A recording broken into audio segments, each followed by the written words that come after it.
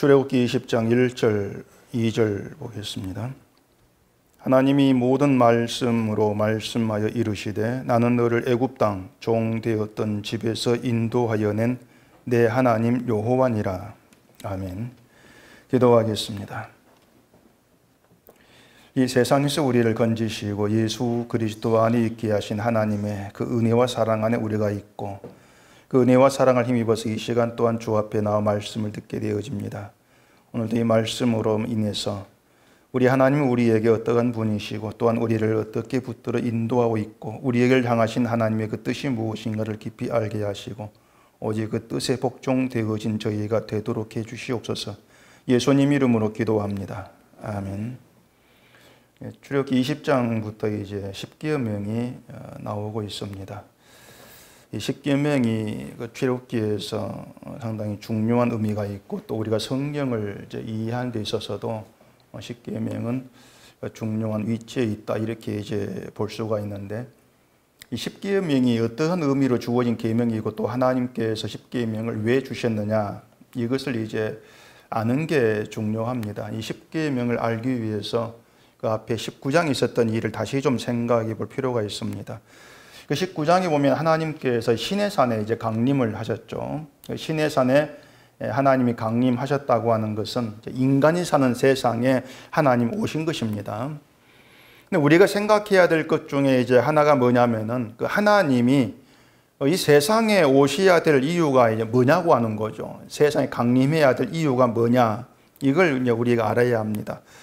만약에 하나님께서 시내산에 강림한 이유가 그 광야의 이스라엘을 도와주기 위해서다 그렇다면은 굳이 강림하지 않아도 되는 일입니다. 왜냐하면 그냥 하나님이 뭐 하늘에서 이스라엘이 편한 삶을 살도록 그냥 도와주면은 되는 거예요. 그리고 그것이 이스라엘의 신을 찾는 이제 사람들 공통적인 생각이죠. 하나님 어디 계시는가 이 관심보다도 어디 계시든지 간에 우리를 도와주면 좋겠다. 이러한 그 바람을 갖고 하나님을 찾는단 말입니다.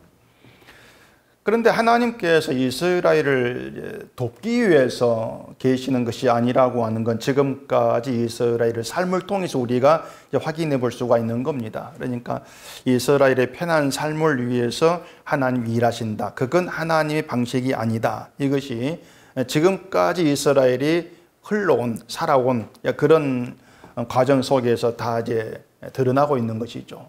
그러니까 이스라엘을 편하게 살게 하고자 하는 것이 이스라엘을 부르신 하나님의 뜻이 아니라는 겁니다.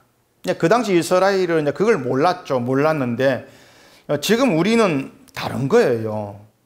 이스라엘에게는 뭐 출애굽이든 광야 생활이든 또 하나님 강림이든지 간에 그들이 인생을 살아가는 과정에 이런 사건들입니다. 마치 우리가 하루하루 살아가면서 이런저런 여러 가지를 겪게 되지 않습니까? 그리고 내일 또 우리가 무슨 일을 겪을지 우리는 알 수 없는 그런 하루하루의 삶을 살고 있단 말이에요. 이스라엘도 마찬가지입니다. 어느 날에 출애굽을 했어요. 어느 날에 되니까 광야로 들어갔고 그렇게 하루하루의 이제 삶을 살아갔던 것이죠. 근데 그때 이스라엘도 내일 어떤 일이 있을지 그들은 알 수 없는 그런 인생길에 있었단 얘기예요. 근데 지금 우리는 그 이스라엘의 시작부터 끝까지 전부를 우리가 성경을 가지고 알고 있습니다. 이스라엘에게 오늘 어떤 일이 있었는지 또 내일 이스라엘에 어떤 일이 있는지 또 이스라엘이 어떤 일을 겪을 건지 우리는 그 전부를 지금 성경을 보고 알고 있는 거예요. 근데 그건 단순히 이스라엘의 역사를 안다 이런 의미가 아니고 그 이스라엘에게 담긴 하나님의 뜻을 알게 된다 이런 의미가 되어지는 겁니다. 이스라엘은 내일을 알지 못한 오늘을 이제 살아가면서 하나님이 그들을 어떤 뜻을 가지고 어디로 인도해 가시는가를 이제 몰랐는데 우린 이스라엘을 전부를 우리가 지금 성경을 통해 보면서 이것이 이스라엘을 향하신 하나님의 뜻이었구나 이러려고 하나님께서 이스라엘 이렇게 인도했구나 이걸 우리가 알게 되어지는 거예요. 이스라엘을 이렇게 인도했다. 이걸 보게 되면서 하나님의 그 뜻을 우리가 배우는 것이고 또 하나님이 그러한 뜻으로 오늘 우리를 부르셨고 또 우리 인생도 이스라엘 다스린 것처럼 우리를 다스리시고 이끌어 가신다. 왜? 하나님은 변함이 없으니까. 우리는 그걸 이제 알아가게 되어진단 말입니다. 근데 그게 우리가 성경을 보는 이유가 이제 되어야 되는 것이고, 또 성경에서 우리가 알아야 되고 또 배워야 되는 그런 내용들이 되어져야 되는 겁니다. 말씀을 드린 것처럼 단순히 이스라엘의 어떤 그 살아가는 그 생활, 그들의 편안함, 그걸 위해서라면은 하나님께서 강림할 이유가 어쨌든 없다는 겁니다. 그렇기 때문에 하나님께서 강림한 이유를 다른 데서 우리가 좀 생각해 볼 필요가 있는 것이죠. 자, 하나님께서 강림하긴 했지만은 이스라엘이 목격한 것은 아주 무서운 광경밖에 없었습니다. 하나님 강림하는데 굉장히 무섭다는 얘기죠. 우리와 번개와 빽빽한 구름이 이제 가득히 있고, 또 온기가마 같은 연기가 막 피어오르고 산이 진동하고 불 가운데에서 하나님이 강림하시는 것, 이걸 이스라엘이 이제 목격을 하고 있어요. 그것을 화산 폭발한과 비유해서 이제 말씀을 드렸는데, 그만큼 하나님의 강림은 이제 무서운 거예요. 세상에 하나님 오신다는 것은 아주 무서운, 두려운 그런 일이 된다, 그 말입니다. 그리고 하나님은 이스라엘로 하여금 그 강림한 곳에 가까이 다가오지 못하도록 이제 막으셨죠. 그러니까 하나님이 강림해 놓고 굳이 백성들이 다가오는 것을 막으신 이유가 이제 뭐냐, 이건 제가 말씀을 드렸죠. 너희는 거룩한 하나님께 나올 수 없는 악한 존재다. 이걸 이제 이스라엘 백성들에게 보이는 거예요. 그러니까 신자의 신자됨은요, 이것을 아는가 모르는가, 이걸로 드러난다는 것을 생각을 해야 됩니다. 하나님께 나아갈 수 없는 악한 존재, 그게 나야. 그게 신자됨과 신자됨이 아닌 것, 이렇게 구분하는 하나의 어떤 기준이 될 수가 있는 거예요. 대개는 기독교인이 신자됨을 내가 어떻게 행동하느냐, 어떻게 살아가느냐, 이걸로 드러난다, 이제 그런 생각들을 많이 합니다. 그래서 남들 보기 어쨌든 그 착하게 살아야 돼, 이런 생각이 붙들게 되어지는데, 지금 하나님의 뜻은 전혀 다른 데 있는 거예요. 하나님의 생각이라고 하는 것이.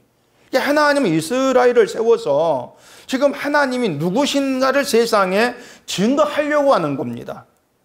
그래서 이스라엘에게 하나님이 어떤 분인가를 지금 알게 하려고 일하시는 거예요. 그 말은요, 지금의 신자에 대한 하나님의 뜻도 그 신자를 세워서 하나님이 누구신가 하는 것을 증거하려는 데 있다. 그게 하나님의 뜻이고 우리를 부르신 이유다. 그렇게 얘기가 되어진단 말입니다. 근데 하나님 누구신가를 사람들이 모르잖아요. 결정적으로 하나님 몰라요. 하나님 있는 기독교인들이 마치 하나님을 잘 안 알고 있는 것 생각을 하는데, 그건 하나님을 믿는다고 하는 이제 인간 생각이지 성령서 만난 하나님은 절대로 아닌 거예요. 이건 이스라엘도 마찬가지입니다. 이스라엘도 하나님을 잘 안다고 생각을 하죠. 근데 그것이 잘못된 것이었고, 그래서 하나님 이스라엘에게 하나님이 누구신가 하는 것을 제대로 알 수 있는 그러한 길로 그들을 인도하고 계시는 거죠. 그게 강림한 이유예요, 하나님이. 그냥 말씀드린 것처럼 하나님은 두렵고 무서운 분으로 강림을 하고 계시는데, 그리고 하나님께서 강림한 곳에 이스라엘 오지 못하도록 이렇게 막으셨는데, 그것부터가 이스라엘이 생각하는 하나님이 아니었다는 얘기죠. 왜냐하면 이스라엘은 자기들이야말로 하나님의 유일한 백성, 하나님을 섬기는 유일한 백성으로 이렇게 생각을 했는데, 아니 그 하나님이 자기들을 오지 못하게 막는 얘기예요. 오면 죽여버린다, 이렇게 한단 말입니다. 거기에서 거룩한 하나님을 우리가 만날 수가 없다. 그런 점에서는 이방인과 똑같다. 이게 이제 드러나고 있는 것이죠. 이방인이 하나님을 못 만나는 건 마찬가지 당연한 것이지만은 이스라엘도 하나님을 만날 수가 없는 그러한 존재일 뿐이라는 것이에요. 그래, 이걸 이제 우리가 좀 늘 염두에 두셔야 되는데, 그만큼 신앙에 있어서 이걸 아는 것은 굉장히 중요한 그런 자리에 있는 것입니다. 만약 이걸 우리가 간과하게 되어지면은요, 그건 자기 나름대로 신앙생활을 잘한다고 해도 그건 결코 바른 신앙에 있는 것이 될 수가 없는 거예요. 하나님의 뜻을 알지 못한 가운데에서 하나님을 안다고 하고 뭔가 신앙생활 잘해보겠다고 하고 이런 것들은 결국 예수님께서 말씀하신 것처럼 모래 위에 지은 집에 지나지 않습니다. 모래 위에다가 아무리 크고 멋있는 집을 지어봐요. 그건 뭐 풍랑이 와가지고 무너져버리면 끝나지 않습니까? 그러니까 모래 위에 지은 집은 그것지 아무리 멋있다 할지라도 그건 의미 없는 거다. 헛된 거다. 그걸 말하는 것이거든요. 근데 반석 위에 지은 집이라고 하는 건 집이 건 모양이 어떤 상관없이 무너지지 않냐 한다. 풍랑을 견다고 하는 거예요. 그러니까 어느 집이 집다운 것이냐. 이건 그 기초, 무엇 위에 세워진 집이냐. 이걸로 드러나게 될 수밖에 없는 것이죠. 그래서 우리의 신앙에도 우리가 신앙을 세워간다 했을 때에 결국은 어떤 나의 어떤 열심이나 인간의 그 행함이 세워진 그 신앙이 있고요. 또 예수 그리스도 위에 세워진 신앙이 있는 거예요. 그걸 우리가 잘 구분해 가면서 무엇이 우리의 반석 대신 예수 그리스도 위에 세워진 신앙이냐는 걸 찾아가야 한단 말입니다. 그렇지 않으면 우리는 기초는 보지 않고 생각지 않고 늘 내 집을 어떻게 멋있게 세워볼까 여기에 초점을 거기에 정신 팔릴 수밖에 없어요. 근데 그건 결국 신앙이 아닌 것을 드러날 수밖에 없는 것이고 무너진다. 그런 말씀이 분명히 있는 것이죠. 근데 신자는 우리가 그 성경을 보면서요 하나님을 알아가는 것이고 또 하나님께서 일하시는 세계가 어떤 것인가 우리가 알아가야 한단 말입니다. 그렇게 알아가는 게 있게 되어지다 보면은 내가 알고 있던 그 잘못된 것이었구나 하는 것이 자꾸 드러나요. 그러면 십계명도 다르게 이제 보게 되어지는 것이죠. 십계명에 대한 보편적인 그 생각이 뭔가 하면은 신자가 지켜야 될 하나님의 법, 그게 보편적인 십계명의 생각입니다. 신자가 지켜야 될 실천 사항으로 그렇게 보고 있는 것이고, 그래서 십계명을 지키지 않으면은 마치 하나님 법을 어기는 그런 신자답지 못하는 것으로 그렇게들만이 간주가 되죠. 그 대표적인 것이 유대인이 십계명에 대해서 그리 생각하는 것이고 때문에 유대인에게 십계명 또 모든 율법은 생명과 같은 것으로 이렇게 취급되고 있지 않습니까? 뭐 한국 교회도 유대교만큼은 뭐 안 되지만은 십계명을 기독교인이 지켜야 될 어떤 그 의무처럼 그렇게 생각하는 경우도 많이 있어요. 근데 십계명에 대해서 기본적으로 생각해야 되는 것은 십계명을 우리가 지켜야 될 법으로 주어지지가 않았다는 겁니다. 하나님께서 십계명을 준 과정부터가 그걸 말해주고 있습니다. 하나님께서 강림한 날이 셋째 날이었고 그 전에 이틀 동안 옷을 빨게 했다 이렇게 나와 있는데 옷을 빠는 의미가 자기를 성결케 하는 것이라고 말씀드렸죠. 그렇게 자기를 성결케 하기 위한 행위가 있었어요. 옷을 빠는 행위가 있었는데 불구하고 셋째 날 하나님 강림했을 때 가까이 오지 못하게 이제 경고하셨던 것이죠. 그걸 통해서 이스라엘이 어떤 행위로도 자기를 깨끗게 할 수가 없다. 이걸 우리가 볼 수 있다겠습니다. 그리고 그 다음에 십계명이 등장을 해요. 그 다음에 그 내용 다음에. 그러니까 그 십계명이 잘 지켜서 하나님 백성답게 되라는 의미로 주어지는 것이라면은 그 앞에 모든 그 과정들 하나님이 강림하고 못 오게 많은 과정들이 아무 의미 없게 되어버린다는 얘기예요. 다시 말해서 이 성경이 막 뒤죽박죽 되는 것이 되는 것이고 뭐 조각조각 찢어버리는 그런 결과 될 수밖에 없다는 얘기입니다. 때문에 십계명은 인간이 그걸 지켜서 행하는 것으로 거룩해지는 것이 아니다. 그 의미를 담고 있고 그걸 전제하고 우리가 이 십계명을 봐야 돼요. 그렇게 되면은 일단은 십계명을 지킬 것을 요구하고 있는 것이 아니다는 것이 이제 분명해지는 겁니다. 근데 사람들이 이런 말을 이제 이해를 못 하죠.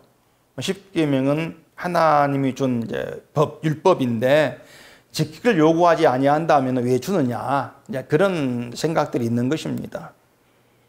이제 십계명은 지킬 것을 요구하지 않는다는 것을 이해하지 못하는 게 저는 더 이해가 안 돼요. 왜냐하면 이 사도 바울이 분명히 하나님의 계명, 그 율법에 대해서 하신 말씀이 있어요. 사도 바울이. 로마서 3장 한번 찾아보십시오. 로마서 3장 20절. 그러므로 율법의 행위로 그 앞에 의롭다 하심을 얻을 육체가 없나니 율법으로는 죄를 깨달음이니라. 많이 들어본 내용이죠. 이 말을 그대로 해석하면은 율법, 십계명이죠. 십계명으로는 죄를 깨달음이다. 이러한 뜻이 되는 것입니다.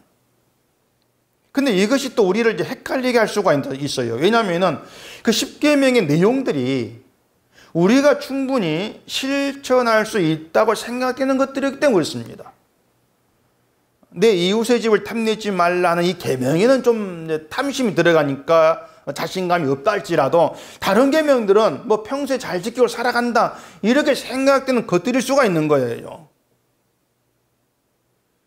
근데 그것이 아니라는 것은 이제 십계명 나중에 하나는 말씀드리면서 이제 알아가겠지만은 그 십계명을 내가 잘 지키고 있다는 그 생각부터가 죄에 대한 무지입니다. 죄를 알지를 못하는 거예요. 그건 죄를 도덕적인 수준의 생각하기 때문에 난 잘 지키고 있어. 그 생각이 이제 튀어나오는 거예요. 또 그때 로마 또 보십시오. 로마서 5장 13절입니다. 죄가 율법이 있기 전에도 세상에 있었으나 율법이 없었을 때에는 죄를 죄로 여기지 아니하였느니라. 자, 율법이 없을 때에도 죄가 있었는데 그때는 죄를 죄로 여기지를 않더라. 율법이 없어서. 그런 얘기를 하고 있는 겁니다. 또 뒤에 로마서 7장 7절 보십시다. 그런즉 우리가 무슨 말을 하리요? 율법이 죄냐? 그럴 수 없느니라. 율법으로 말미암지 않고는 내가 죄를 알지 못하였으니 곧 율법이 탐내지 말라 하지 아니하였더라면 내가 탐심을 알지 못하였으리라. 자, 율법으로 말미암지 않고는 내가 죄를 알지를 못하였다. 이렇게 얘기를 하고 있는데 이 말은 율법이 없었다면 죄를 알지를 못했다. 그 뜻이지 않습니까? 이게 이해가 안 되는 거예요. 왜냐하면 율법에 살인하지 말라가 있습니다. 살인하지 말아라. 살인이 죄다.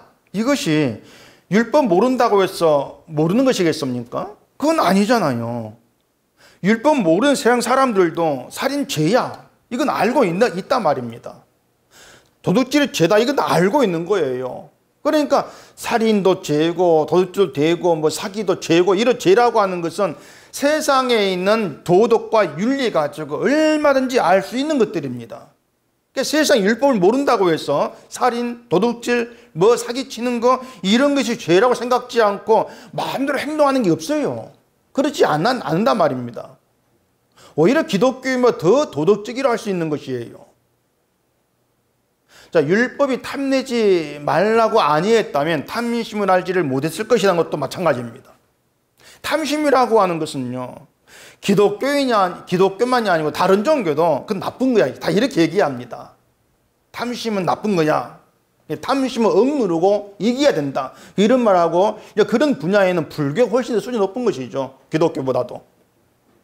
그런데 바울은 율법이 아니었다면 죄도 모르고 탐심도 모르고 살았을 것이다. 그렇게 얘기하고 있단 말이에요. 다 알고 있는데 율법 없어도. 만약에 바울 말대로 인간이 죄도 탐심도 모르고 살았다면 어떻게 되겠습니까? 그 죄로 인해 심판을 받죠. 그래서 율법이 아니면 죄를 몰랐을 것이다. 그 말에 그 깊은 의미로 우리가 들어가 보게 되어지면 이런 뜻이 있습니다.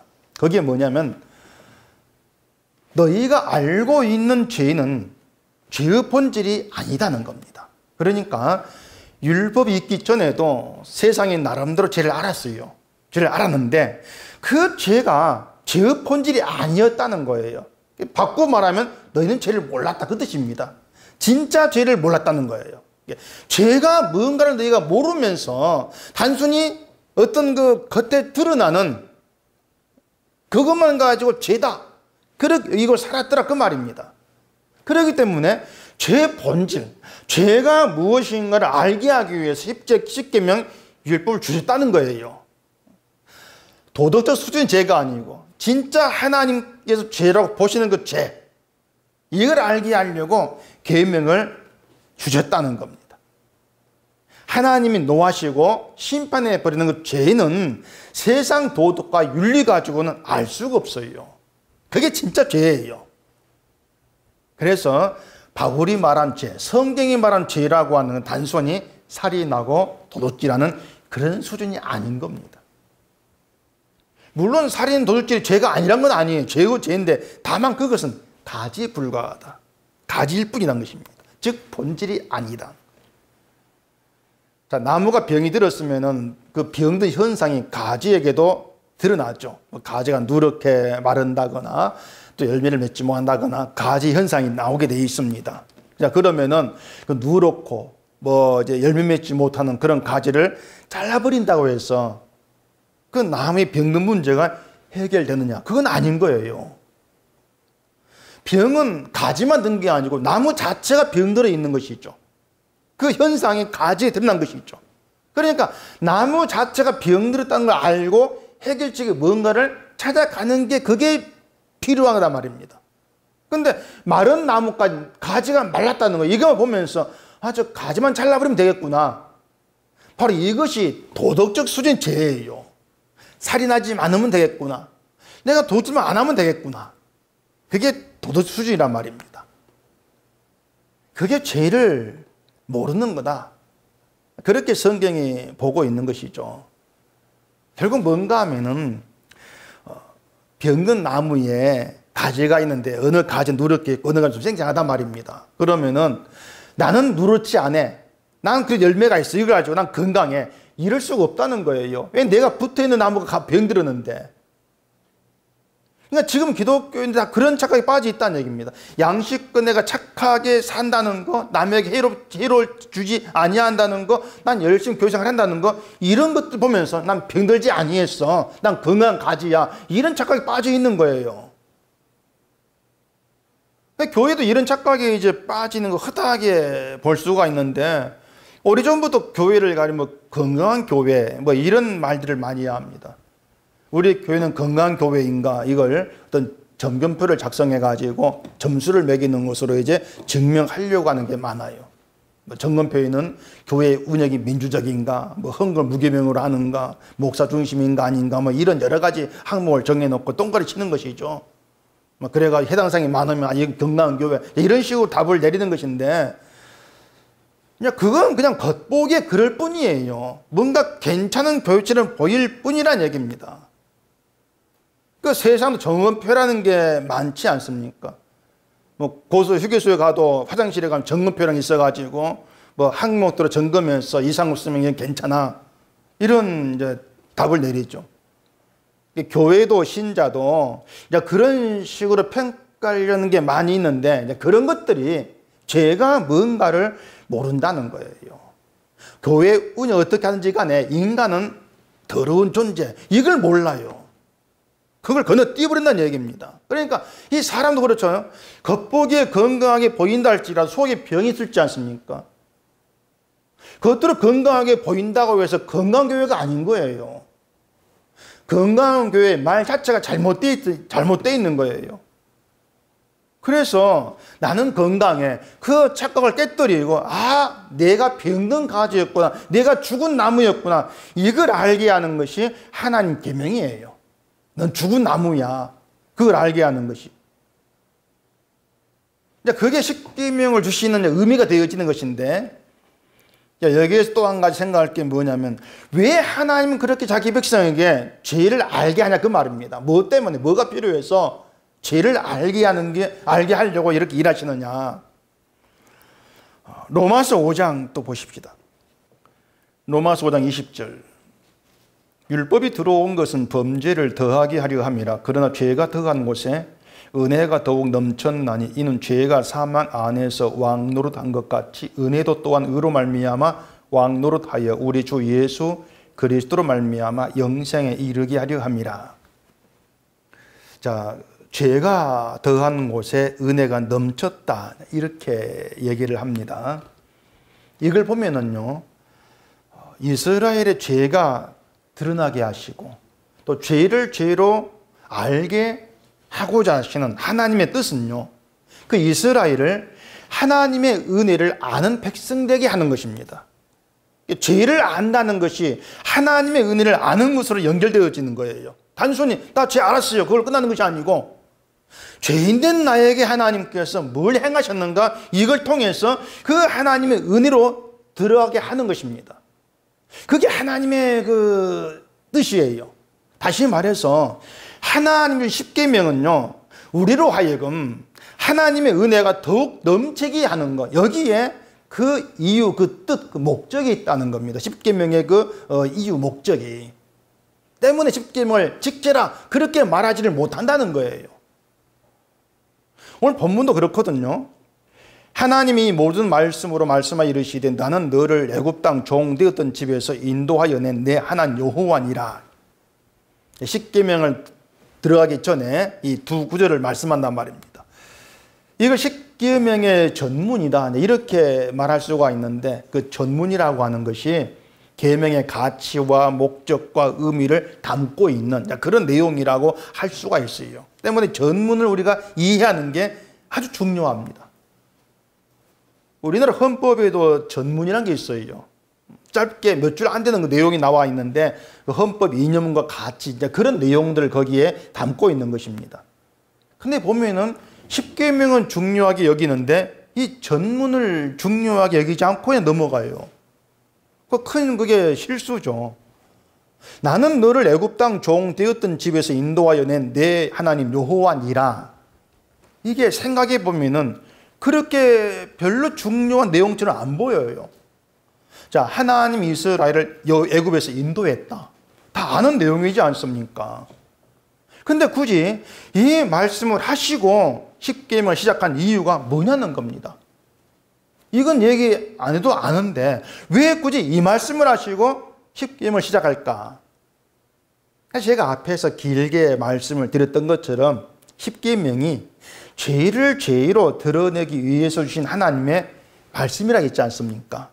이스라엘이 거룩하지 못한 존재라는 거, 그들이 악하다는 거, 그들이 하나님께 나올 수 없는 죽은 존재일 뿐이라는 거, 이 모든 사실을 드러내고 알게 하는 것이 십계명이 주어진 이유라겠습니다.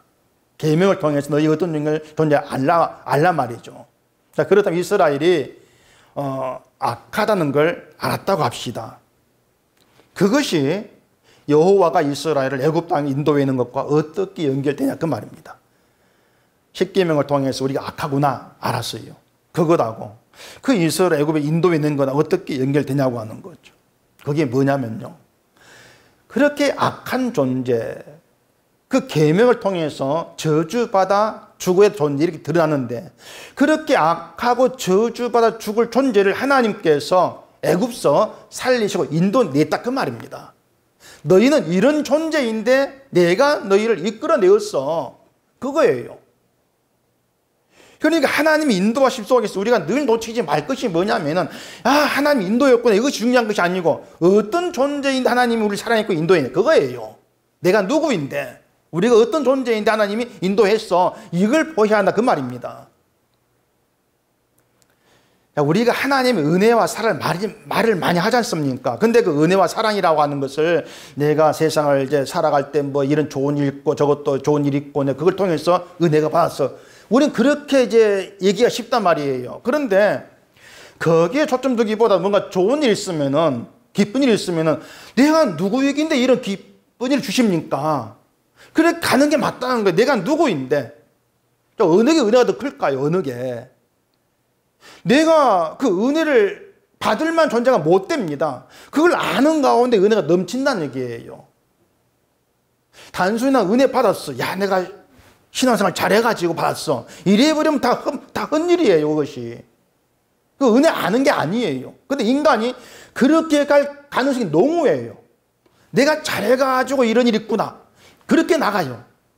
근데 하나님은 네가 잘해서가 아니다, 그걸 못 받기 위해서 계명을 주시고 있는 거예요.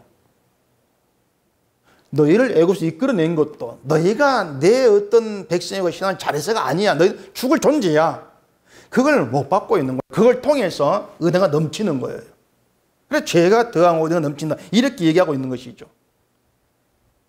아무것도 누릴 수 없는 존재, 이방인과 똑같이 지옥 갈 존재, 그런데 그런 자들에게 하나님 어떤 일이 베풀어졌는가 그걸 아는 가운데 은혜가 있어요. 하나님 바로 그런 백성을 만들기 위해서 인도하시는 것이고 그걸 알게 하려고 십계명을 주고 계신단 말입니다.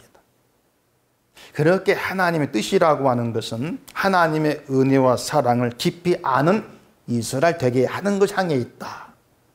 이걸 잊으면 안 됩니다. 우리가 하나님의 말씀을 거룩하다 이렇게 얘기합니다. 거룩한 말씀 이렇게 얘기하죠. 사도 바울 로마 7장 12절에서 이로 보고 율법은 거룩하고 계명도 거룩하고 의로움은 선하다 이렇게 말을 했어요. 율법이 거룩하다, 의롭다, 선하다 그건데 자, 율법이 왜 거룩하고 왜 의롭고 왜 선하겠습니까? 우리는 당연히 거룩한 하나님 말씀이니까 거룩하다 이렇게 우리 생각할 거예요. 거룩한 하나님 말씀이니까. 근데 뭐 그거 틀린 말은 아닌데 좀 더 구체적으로 말하자면요. 율법을 인간이 넘어설 수가 없어요. 넘어설 수 없다는 것은 인간이 우리 힘으로 실천 못한다 그 뜻입니다. 다른 세계의 말씀 율법은요. 우리가 넘어설 수가 없어요. 그래 거룩해요. 만약 율법을 우리가 힘으로 우리 열심으로 실천할 수 있는 것이라면 우리가 거룩한 율법 실천해 가지고 거룩한 존재가 될 수가 있는 거예요. 그래서 어떤 의미로 율법은 인간이 실천 못한다는 걸 증거하고 있죠.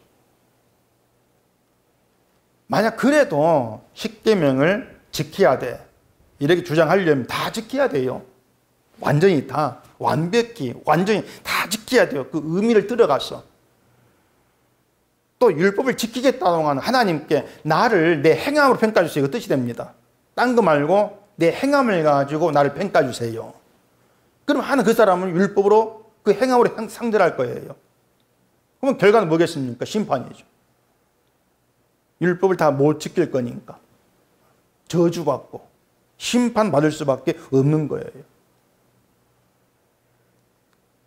그래서 정리하자면은 십계명을 주신 하나님의 의도는 우리는 하나님의 은혜로 존재합니다. 그 믿음 있는 이스라엘로 되게 하시겠다는 거. 그게 하나님의 의도라는 겁니다. 자기의 죄를 더 깊이 알아감으로 인해서 이르간 내가 애굽에서 인도받고 지금 존재하는 모든 건 하나님의 은혜였구나. 거기에 모든 마음이 모아지는 이스라엘. 그래서 하나님의 은혜를 증거해 내는 그런 백성으로 존재하는 것. 그게 하나님의 뜻이에요. 그것이 오늘 우리에게 뭘 말해주겠습니까? 우리의 존재 이유도 거기에 있다는 거예요. 우리가 하나님의 은혜로 존재하구나. 그리고 오늘 우리에게 하나님의 은혜는 예수 그리스도의 흘린 피로 증거되고 있는 것이죠. 예수의 피, 그래 뭐 잘 안다도 다 하겠지만은 이 구원이 예수의 피로만 된다. 그 믿음이 우리 가운데 있다면은 그 믿음은 늘 우리 행함을 부인하게 합니다. 늘 그쪽으로 갈 수밖에 없어요. 그게 피의 은혜의 의미예요. 내 행함을 부인하게 되어지는 거. 내가 잘한 게 있다 할지라도 그걸로 복받는 거 없는 것이고 하나님이 우리 행함을 기뻐하시는 것도 없는 거. 하나님은 오직 예수로 기뻐하신다는 거. 그걸 우리가 아는 것이죠. 우리는 예수님이 십자가에서 행하신 그 일로 인해서 내가 의롭게 되어져 구원받는 것이구나. 늘 그 하나님의 행하심, 그 방식 안에 머물러 있는 것, 그게 믿음이에요. 그래서 우리가 십계명을 지킨다면은 그 의미가 뭐냐면은 내가 죽은 자임을 알고 주의 은혜를 바라보게 되어지는 겁니다. 그게 십계명을 진짜 지키는 거예요. 참된 의미에서. 일반적으로 아는 지키나 의미와 전혀 다르죠. 일반적으로 지키나 의미는 문구들 실천하는 거 이렇게들 여기고 있는데 성경 안에서 십계명을 준 하나님의 의도를 우리가 알게 되어지면 이 계명 지키는 것은 내가 주를 믿는 것이구나. 그렇게 우리는 답을 내릴 수가 있어요. 율법으로는 죄를 깨닫는다 이렇게 말했으니까 내가 죄를 깨닫게 되어지는 것이 율법 지키는 거죠. 또 죄가 더하는 곳에 은혜가 넘친다고 했으니까 예수님의 은혜를 알게 되어지는 것이 계명을 지키는 거죠. 하나님께서 우리를 인도하고 사랑하시고 은혜 베푸신 내가 저주의 존재일 뿐이라는 걸 아는 거. 그게 율법 지키는 거예요. 그렇게 계명을 통해서 나는 뭘 해도 안 되는 존재라는 것, 그것 때문에 예수의 피가 나의 모든 것이 되어서 내게 다가오는 거예요. 아, 주의 피 이것이 내 전부구나. 그리고 은혜만 높이게 되는 것이죠. 그것 하라고 우리를 신자로 부르셨고 신자 되게 하신 것입니다. 그것 하라고. 하나님이 이스라엘 애굽에서 인도해 냈죠. 그 이유는 하나님의 거룩한 백성이 되어서 하나님의 은혜를 높이라. 거기에 있는 거예요. 그 은혜를 높인다. 사랑을 높인다는 것은 내가 죽은 자입니다. 저주의 존재입니다. 이걸 모르고 안 됩니다. 절대 안 되는 거예요. 그래서 그들을 죽은 자임을 알게 하시려고 율법 주어서 죄를 깨닫게 한다. 그것이 율법 통해 우리가 배울 수 있는 하나님의 뜻이 되는 것입니다. 그렇게 죽은 자에게 베푼 하나님의 은혜와 사랑 알아가고 그 사랑을 마음에 두는 자로 살아가는 것. 여기에 그 뜻이 담겨 있다. 늘 그게 우리 가운데 이제 머물러 있어야 돼요. 사랑을 알고 그 사랑에 마음은 두는 자로 살아간다. 이것이 저주에 속한 인간에게는 가장 잘된 일입니다. 하나님의 사랑을 알게 되었다는 것이. 때문에 신자는 그 예수님의 은혜, 그 사랑 안에서는요, 그 세상 것 가지고 뭐 잘됐다 못했다 이런 말을 안 해요. 그걸로 저울질하지도 않습니다. 예수 그리스도 안에서는 그 세상 건 다 배설물 같다. 우리가 늘 그렇게 얘기하지 않습니까? 때문에 우리에게 있을 소망은 평생토록 주만 바라보는 자로 살아가는 되는 거예요. 이걸 사탄이 해방을 하죠. 그런 해방 속에서 나를 지키고 주께로 인도해 가시는 것이 성령의 역사하심이고 성령 오신 이유가 되는 거죠. 연약한 우리를 돕기 위해서 그렇게 일하고 계시는 성령. 그 성령의 도우심으로 날마다 주를 바라보게 되어지는 것. 그것으로 내가 복된 인생을 살고 있다. 그렇게 여기게 되어지는 겁니다. 그게 신자의 어떤 기쁨으로 이렇게 남게 되어지는 거예요. 그래서 우리가 이런 내용들을 이제 보게 되어지면서 신자에게 평강이 되어지고 기쁨이 되어지고 그러간 어떤 근원, 그게 뭔가 하는 것을 하나하나 찾아가 보면은요, 늘 그 끝에는 예수님이 계십니다. 예수께로 모아져 가지고 주님이 나에게 평강이시고 나에게 전부가 되 기쁨이 되구나. 그걸 배워가는 겁니다. 주님이 나의 전부라는 걸 알아가는 것은 내가 누구인가를 아는 것이고 그걸 알게 하려고 하나님께서 계명 주셨다. 그래 우리가 저주에 속한 죄인이라는 것이 실감이 안 된다면 이제 말씀드린 것처럼 십계명을 하나하나 보면은 우리가 알아가게 되어지는 거예요. 하나님을 안다고 했는데 나는 알지 못한 자였고 믿는다고 했는데 믿지 않은 자였고 우상을 섬기지 아니한다고 했는데 내 속에 우상이 가득했고 내가 살인자고 내가 독질한 자고 탐심이 있고 모든 걸 우리가 알게 되어지면서 나는 심판에 속한 존재일 뿐이다. 그 답을 내릴 수밖에 없어요. 그 답 가운데에서 예수를 보게 되어지면은 예수가 아니면 안 되구나. 그걸 알죠. 그게 우리의 복이라는 것을 우리 찾아가면서 늘 주님께 내 모든 소망과 우리의 뜻이 묶여지는 그런 우리가 되기를 바랍니다. 기도하겠습니다. 우리 아버지 하나님, 하나님께서 이스라엘을 부르신 이유가 어떠한 것인가? 말씀 안에 우리가 배워가는 것처럼 그걸 통해서 내가 부름받은 이유가 어디에 있는가 하는 것도 낱낱이 깨달아 알게 하시옵기를 원하옵니다. 우린 결국 예수께로 모아지고 예수 안에서 그 주님의 은혜와 사랑을 높이는 자로 머물게 될 뿐입니다. 성령을 보내신 것도 주의 은혜를 알게 하시고 은혜를 높이는 자로 우리를 세우기 위함인 것을 늘 깨닫게 하시면서 내 모든 할질이 온전히 주의 은혜와 사랑을 깨닫고 그 은혜를 높이는 데 있음을 알게 하시고 내가 주님을 아는 것에 모든 복이 있음을 깨닫는 저희가 되게 하시옵소서. 예수님 이름으로 기도합니다. 아멘.